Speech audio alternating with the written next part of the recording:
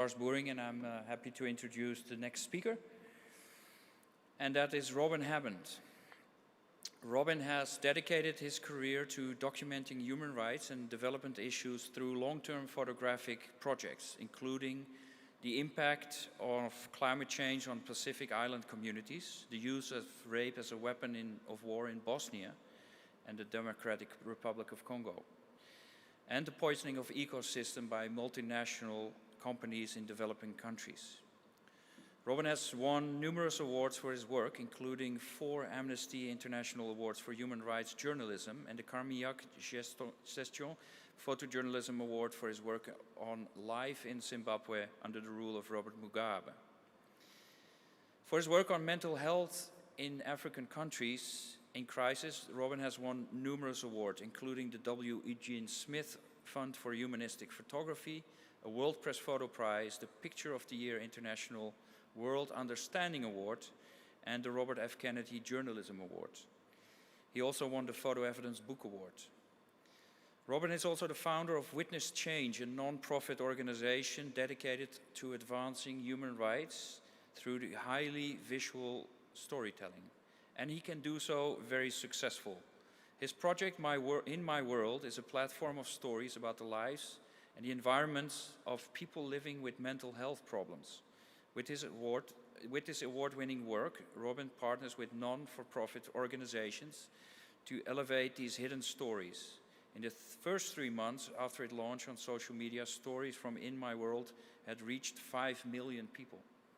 Today he's here for you, and I'm happy to introduce to you Mr. Robin Hammond.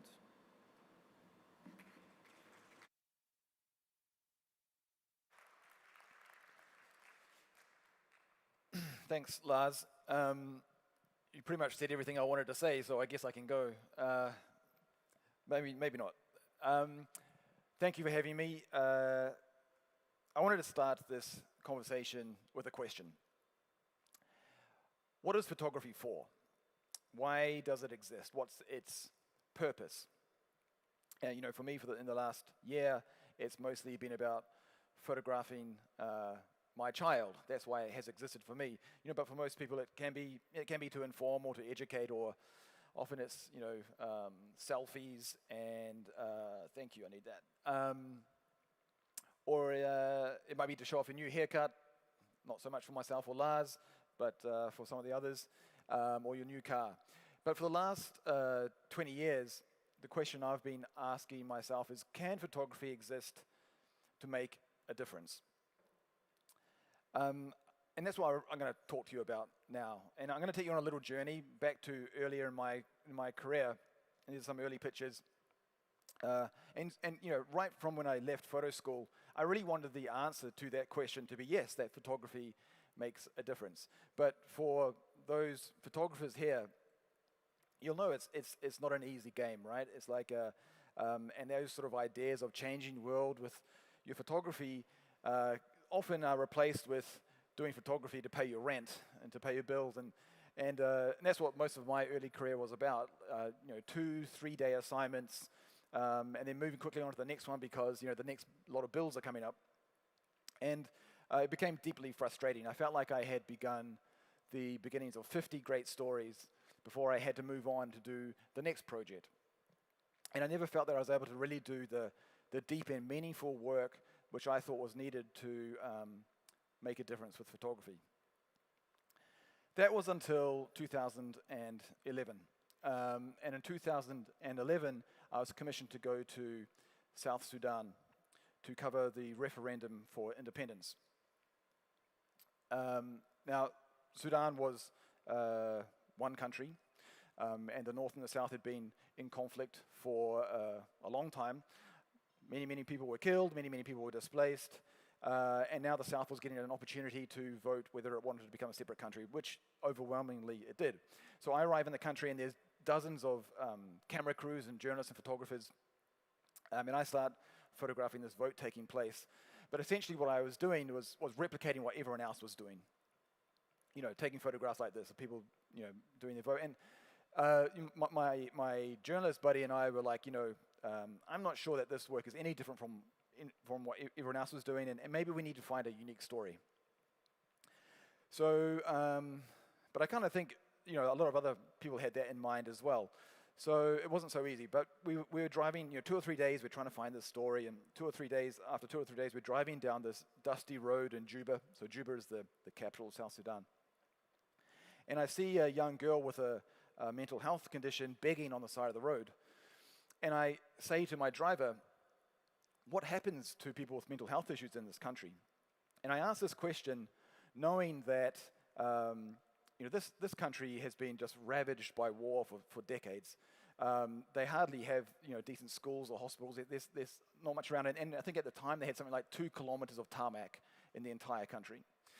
So what happens to people with mental health issues in your country? And he very casually replies, oh, we put them in prison. So I said, look, stop the car, let's go to the prison. And I managed to negotiate access. And it's one of these places that you smell before you see it. And I remember entering the gates of the prison, and we go through the rest of the I guess, common prison population to the back of this prison, and there's some cells dedicated to people with mental health issues. And we arrive there, and it's horrendous. There's a lot of people who are, who they don't have clothes. A lot of people are shackled to the ground, and they're eating and defecating on the floor where they're chained. And it was horrific. But I confess that the journalist in me was excited, right? We'd found our story. But that was soon overwhelmed by this level of abuse that I was witnessing. Anyway, there was one young man that had a particularly strong impact on me. And he was sitting aside from the rest down the end of one cell with this massive shackle on his ankle. And I don't know, it felt like he really encapsulated what was going on. He was young, he was in the prime of his youth, he was naked, which highlighted that level of vulnerability. And I immediately thought, I've got to take this picture. So I go to crouch down and take his photograph, and my finger's hovering over the shutter when I'm suddenly conflicted. And I think, is this the right thing to do? Should I be taking his photograph? And the reason I was conflicted is that most people in the prison cell were able to, in their own way, communicate with me whether or not it was okay to take their photograph. But he wasn't. He neither looked at me nor spoke to me. And my overwhelming sensation was, look, I'm here to document evidence of a human rights abuse. And that's the most important thing I can be doing. That's my job. But then on the other side, I was thinking, here's a young man with the right to privacy and decency, and am I abusing his rights further by taking this photograph? Now, obviously, I took the photograph, and this is the justification I gave myself for taking it. I said to myself, and I made a little promise to him, I said, okay, if I take this photograph, I've really got to use it to make a difference in the lives of people with mental health issues in situations like this. Now, the irony of that conclusion is that's what I wanted to do with photography right from the beginning, right? I wanted to make a difference with my photography. But now, I was being held to account. How to account by my promise to him and to my integrity, but also held to the account to what was the opposing narrative? What was the other, if I wasn't doing it for some sort of higher purpose, what was it for? What gave me the right to take his picture?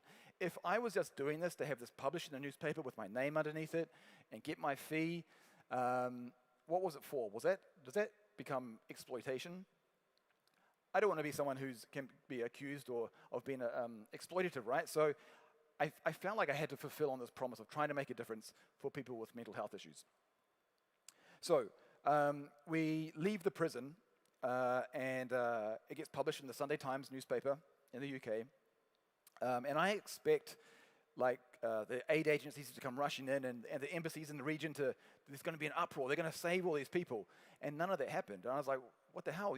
I started contacting people in South Sudan that I knew, the aid agencies, and I was like, look, you must have seen this story. Surely you're going to go in and save these people. And they're all like, look, our priority is not really in this area right now. We have a specific budget for this, but not that. And, there are many, many reasons. It's something I came across time and time again with my work of mental health, is it always seems to be someone else's job. And this is a global issue, right? But the neglect of mental health is not something to do with South Sudan or Africa. It's all around the world. It always seems to be someone else's job. So I'm like super frustrated. It's like I made this promise to this guy and nobody's doing anything about it. What am I supposed to do? And I'm neither a politician or a lobbyist. I'm a photographer. So I think, okay, maybe I have to try it really, really hard to have photography make a difference.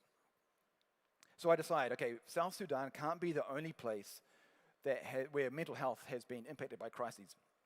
So I dedicate myself to document this. This is going to be the thing that I'm going to really make a difference on.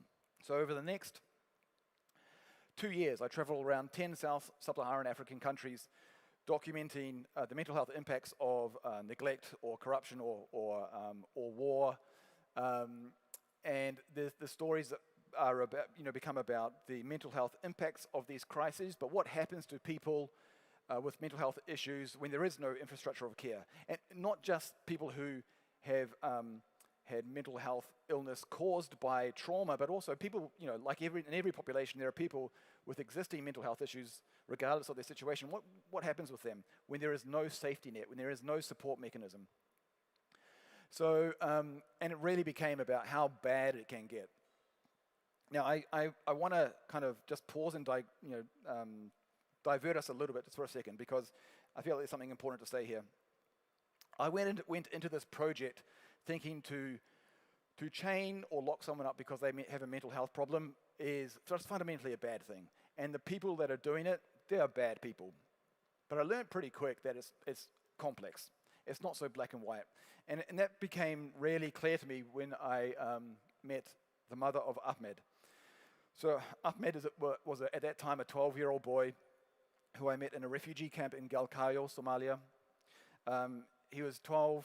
He'd been tied to the stick for 10 years. And I met his mother, and I was like, what the hell? It's like, how can you do this to your own kid? And she very patiently explained to me. She said, look, if I untie him from this stick, he'll run away. So yeah, sure, I can untie him, but then I'll have to look after him all day.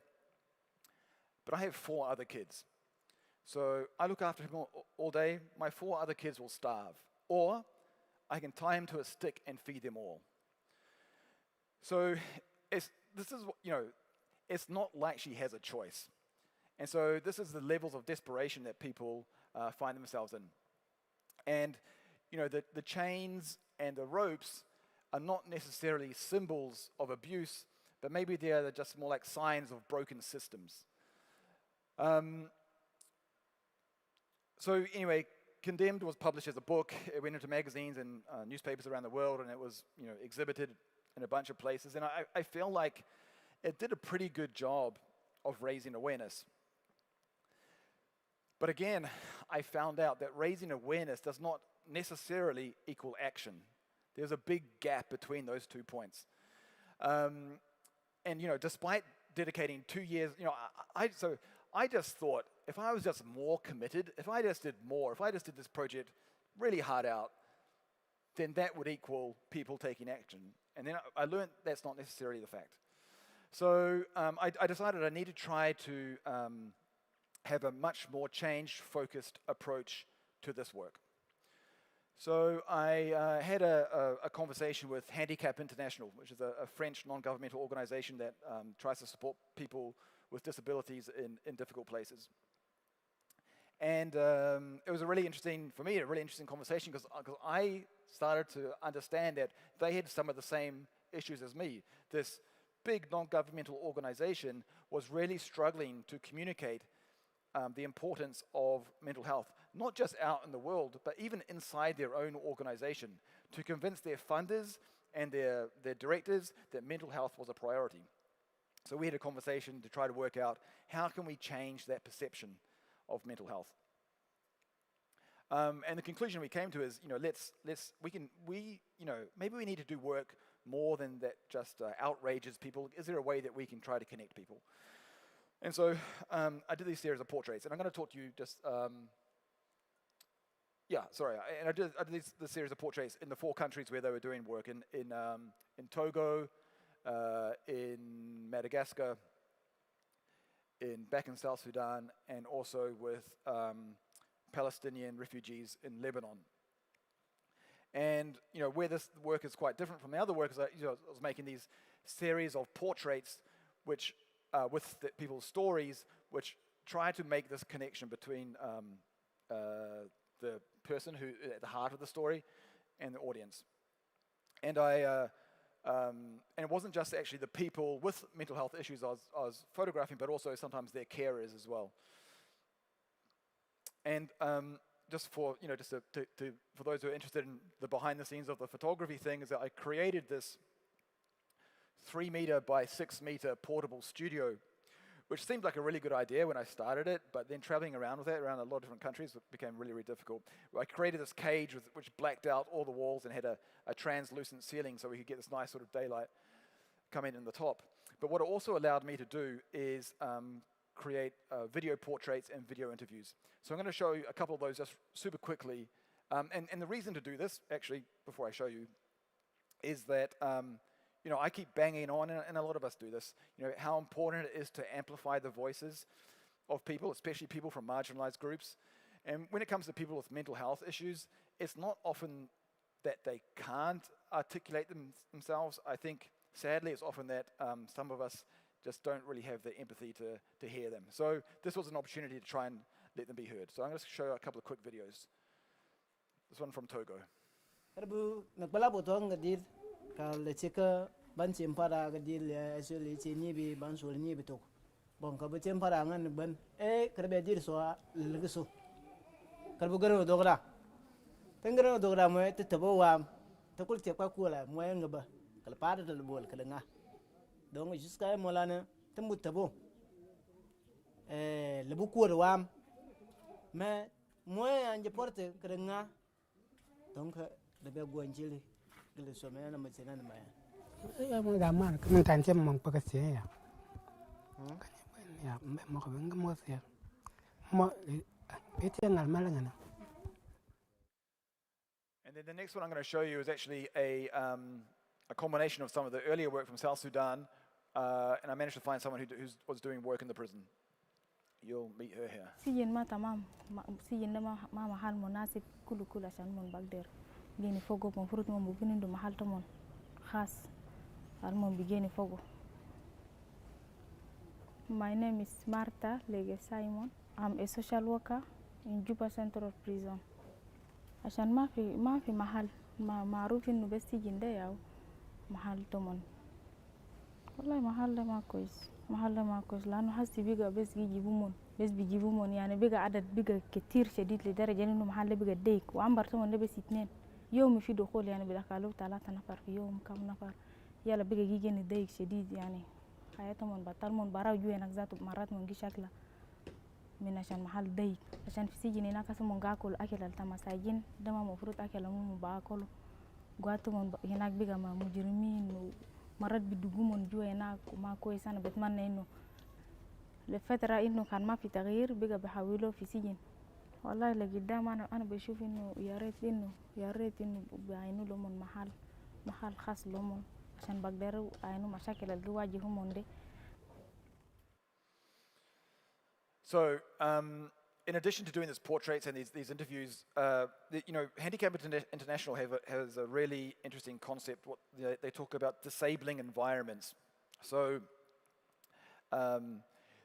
the way that they approach that is it's not necessarily that somebody has a disability or they have something with their body that doesn't allow them to integrate fully in society, is that society or communities haven't created the facility or the environment for them to function normally within that society. So, they would talk about, for example, a disabling environment might be a step where somebody needs a ramp for a wheelchair. It's not that the person with the wheelchair has a disability, but society has created this disabling environment. So when it comes to mental health, they have disabling environments such as in Togo, it might be poverty, or to be a refugee is a disabling environment. So a disabling environment causes or might exacerbate, in this case, mental health issues.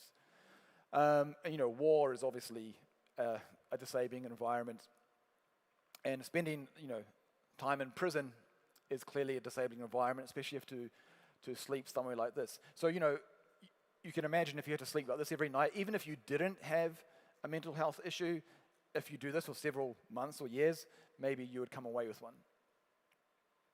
The other thing that I looked at quite a lot was the role of spirituality or prayer. And so in a lot of communities, they feel that mental illness is caused spiritually. And so they seek spiritual remedies.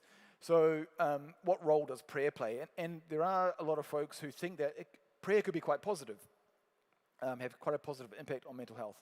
But a lot of the places that I went to where prayer was being used, they were also using chains, which definitely is not very helpful. So disabling environments like, space to play for a child is really, really important for their development. But if you live in a refugee camp, like some of these in Lebanon, the only space you have to play is a graveyard, that might affect well-being. So did any of this work make a difference? So I'm going to illustrate this with this little story about Helen. So I met Helen in South Sudan. She agreed to have a photograph taken. She told me her name. She told me her story. All good, right? And then I entered this into a World Press Photo competition, and it won an award, for which I'm very, very grateful. And then because I'm very fortunate to be a National Geographic contributing photographer, so I can launch this campaign on the National Geographic Instagram account. They have 150 million followers. And so, this is a way to amplify these voices, right? But winning awards or actually reaching millions of people was not the goal of this project. The real goal of this project was to influence a very small number of people, maybe 10 or 12 people who worked for the French government aid agency, who had within their power to extend the contract with Handicap International or finish their funding. And they were questioning whether their work on mental health was worthy of funding. So, traveling to 4 countries, months of work, creating a website and a social media campaign, all of that came down to convincing one small room of people whether or not this work was worthy. Fortunately, they saw the work, Handicap International spoke to them, I spoke to them, they decided it was worthy, and they decided to continue that funding. So great, right? So I'm excited that maybe photography can contribute to making a difference. And so in my excitement, I start this platform called In My World, which is where I share a lot of my stories around mental health. And there's many different kinds of stories, like did some work on dementia in the UK, in the Netherlands, and in Japan.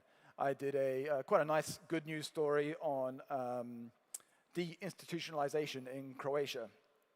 And as another example is a year after the Rohingya fled Myanmar, I did a story on how for many the physical scars may have healed, but the psychological scars remained. And I did this with Doctors Without Borders. And again, this was a series of portraits and interviews.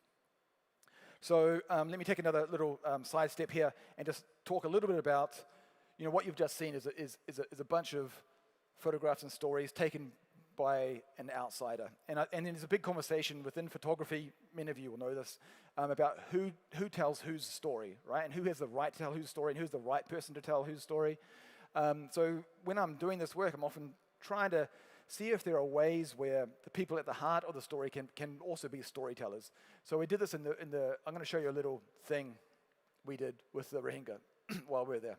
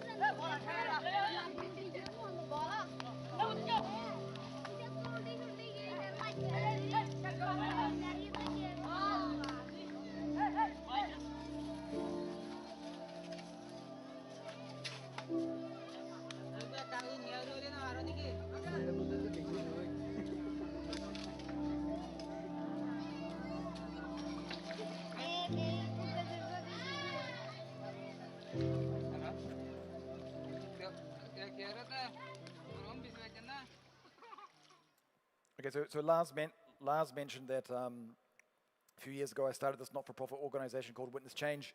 So in addition to doing things like workshops, we've decided that it's also sometimes just a really good idea if we just get out of the way altogether. So we created this platform where people can share their own stories. So, people living with mental health issues. So they send in a photo and they tell their story, and then we share it both on the website and also the social media. And with the idea that mental health is not spoken about, right? And it's not always that people with mental health issues want to remain hidden, that often they just need an opportunity to be able to share their stories. So this is what we do as well. This is what we call our user-generated content, where people from all around the world send in their own stories. And a lot of people find, I think, a form of, it's cathartic for some people, but also they also build their own sort of community of storytellers. So all of this, happens with all, lots and lots of different collaborations, some of which are I'm sharing here.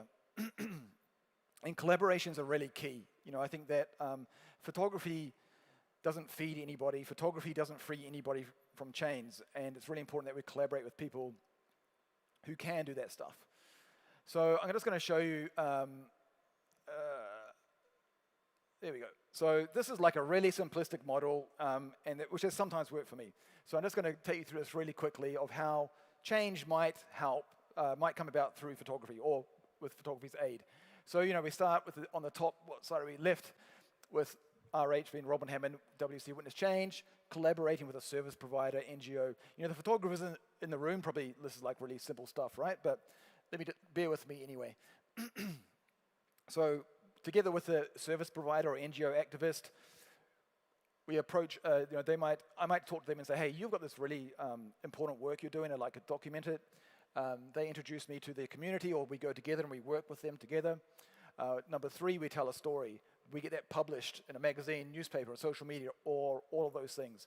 We hopefully reach a lot of people, or reach the people that are important. They then support the NGO activists, whoever's providing the service, who then are able to offer more support to the individual and community. What this doesn't show is that each one of those arrows is like a bridge that needs to be built, and sometimes that's really, really hard. And if any of those bridges collapse, then the whole thing fails. But just to give a real-life example of how I've managed to do some of this in the past, I would just talk about a story I did by bringing Human Rights Watch and The Guardian together on a story. And this is work that I did not so long ago in Nigeria and in Ghana. So I went to Ghana maybe over the course of several years, maybe 4 times to work on mental health, and Nigeria a couple of times. And with each trip, it's building my knowledge and my understanding, but also the body of work. And I spoke earlier about how frustrating and difficult it was with these very, very short assignments to produce work, which I thought was deeply meaningful. So I worked with them. I took a journalist from the Guardian with me, and we did this work on shackling in Ghana. So this is how they first published it. And what I should say is that key to this is again collaborations. And I worked with a young man called Stephen Asante. You can just see him in the back there, who's a mental health nurse working in Ghana. And without him, this work would have just been impossible. So just quickly show some of these. So this is just a series. This is Stephen up there. So a series of images from that report. And this picture here is a picture of Baba. And Baba was one of the first people that we featured in this story. So when we found him, he'd been chained to this tree for 3 years. And as well as it being published in The Guardian, I also started sharing it on social media. And just bear with me while I take you through this thread, because this is kind of relevant.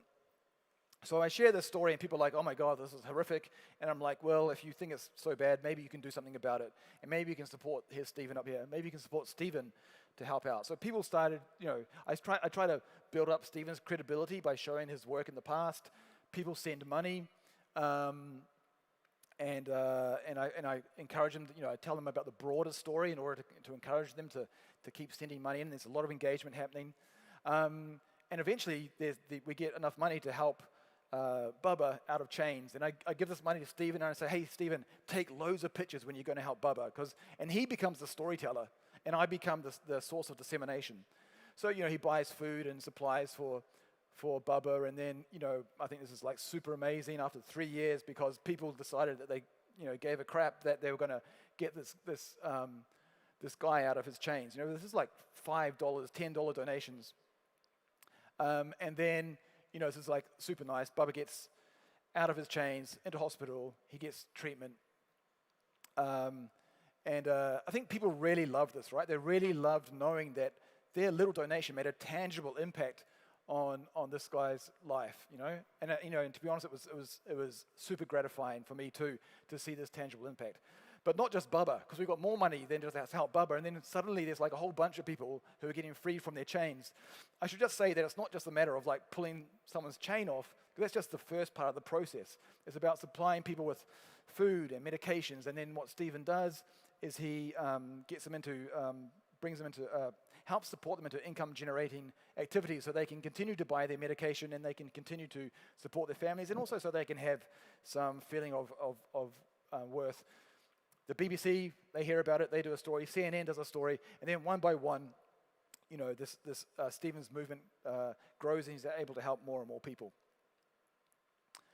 And then, so at the same time, I'm doing this work in Nigeria with Human Rights Watch, which is kind of, so Human Rights Watch, we're doing the work in Ghana and in Nigeria, so I kind of combine the whole lot together. And so what's really great about working with Human Rights Watch is while Stephen is working on individuals, Human Rights Watch is working at a much sort of higher level, at the government level and intergovernmental level. So we're trying to sort of hit both sides. And I'm just going to show you this like 2-minute video that I produced with Human Rights Watch. I don't know what that means.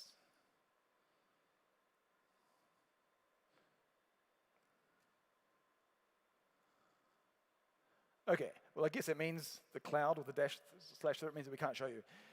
Anyway, so we produced this work with Human Rights Watch, and they are able to take that anyway to campaign the Nigerian government to be able to make this impact on a policy level. And then that culminates in this campaign, this global campaign called Break the Chains. So, we go from Stephen helping individuals, Human Rights Watch, to campaigning at the governmental level, and then, this Break the Chains campaign, which becomes a global campaign. So there's a whole bunch of engagements at different levels with different organizations, of which I'm just a small part. And those collaborations are really, really key. So there are, today hundreds of thousands of people in chains or incarcerated because they have a mental health issue. And photography is not going to change that, but maybe it can contribute in a small way.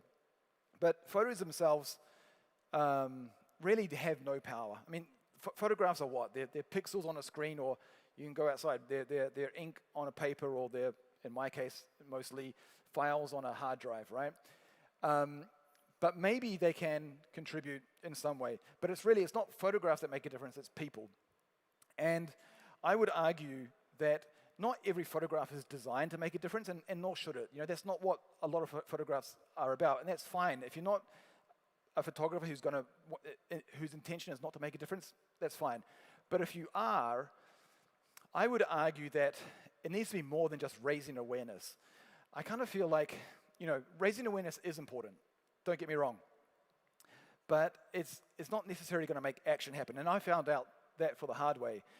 If you're going to make photographs and just put them out into the world, you're relying on, there's a lot of hope involved that something happens. You've got to hope that a number of people see it, and within that group, you've got to hope that there are people with the resources to make a difference. You've got to hope that they're willing and able to connect with organizations that can make that difference, and you've got to hope that they can get the money to them, and then you've got to hope that that organization is actually the right organization that's going to make the difference. There's a lot of hope, right?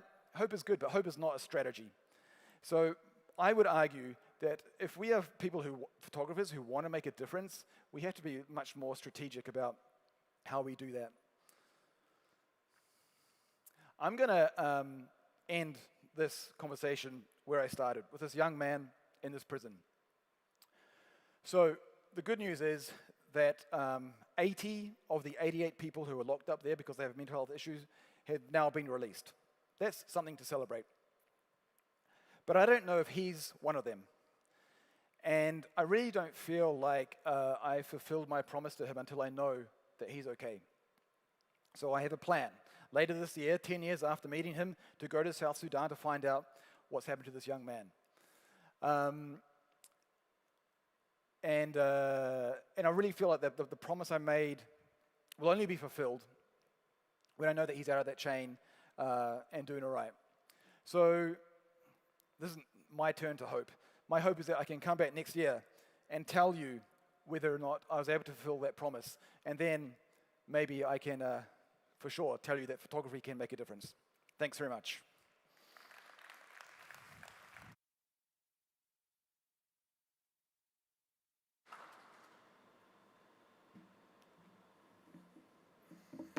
Thank you, Robin Hammond, for this remarkable story and the good work. Thank you for attending this. We will have a break right now, and at 7:10 we will be back with Dmitry Belyakov and Sergei Ponomarev, moderated by Ray Wells, and